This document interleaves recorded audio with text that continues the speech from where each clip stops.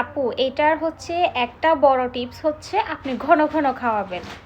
ঘন ঘন বলতে আপনি যখনই পারেন, দরকার হলে আধা ঘন্টা পর পর, 1 ঘন্টা পর পর, আধা ঘন্টা 20 মিনিট পর পর, এইভাবে আপনি বারবার খাওয়ানোর চেষ্টা করবেন। দেখবেন যে ওইটার আপনার মানে ওইটার প্রবাহটা আস্তে আস্তে করে বাড়তেছে। আর ঘন ঘন আপনি তরল জাতীয় খাবার খাওয়ার চেষ্টা করবেন। পানি, ডাব, হ্যাঁ, পানি বেশি বেশি খাবেন, ডাবের পানি, ফলের রস, খেজুর, বাদাম, তারপর হচ্ছে কালো জিরা, এগুলো বেশি বেশি করে খাবেন। দেখবেন যে আপনি একটা ভালো ফল পাচ্ছেন। আর হচ্ছে একটা মাদার হরলিক্স আছে না, মাদার হরলিক্সটাও খাইতে পারেন। গরুর দুধ খেতে পারেন। মাদার হরলিক্স ওটা এখন অ্যাভেলেবেল পাওয়া যায়, তো ওটা আপনি খাইতে পারেন গরুর দুধের সাথে মিক্স করে, ডেলি 1বার করে বা 2বার করে। হ্যাঁ, আমার মেয়েও বলতেছে।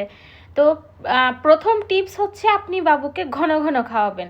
আপনি যদি নিউবর্ন বেবির মা হয়ে থাকেন তাহলে অবশ্যই ঘন ঘন 15 মিনিট পর পর, দরকার হলে 10 মিনিট পর পর, আধা ঘন্টা পর পর আপনি শুধু খাওয়ানোর চেষ্টা করবেন। দেখবেন যে বেবিকে আপনার সাথে যদি সবসময় অ্যাটাচের মধ্যে রাখেন, সবসময় আপনার কাছাকাছি রাখেন, তাহলে ওই আপনার মানে বুকের দুধের পরিমাণটা আস্তে আস্তে বাড়ে।